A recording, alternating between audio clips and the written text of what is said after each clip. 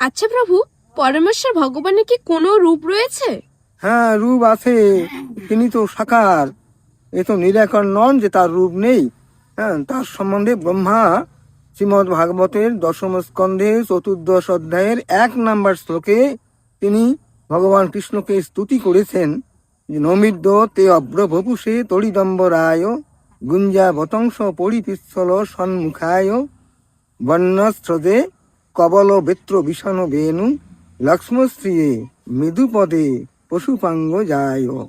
অর্থাৎ বলেছেন এখানে, হে জগৎবন্ধ, নবীন ঘনশ্যাম বিগ্রহ, তড়িতের ন্যায় পিতুবস্ত্র ধারী তুমি।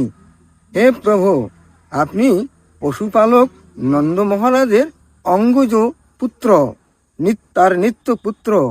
আপনার আপনি আপনার যে রূপ, সেটা তার আপনার বদন মণ্ডল গুঞ্জা বিরচিত কর্ণভূষণ, এবং আপনার মাথায় যে চূড়া রয়েছে সেই চূড়ার অগ্রবর্তী স্থান শিখিপুচ্ছি দেদীপ্যমান। প্রভু, আপনার গলদেশে বনমালা, আপনার হস্তে দধি মিশ্রিত অন্নগ্রাস, বেত্র বিষাণ ও বেণু দ্বারা আপনার পরম শোভা হয়েছে। আপনার শ্রীচরণ কমলোদয় অতিশয় কোমল। হে প্রভু, আপনার স্তব করছি, আপনি আমার পুনঃ পুনঃ দণ্ডবোধ প্রণাম গ্রহণ আদি করুন।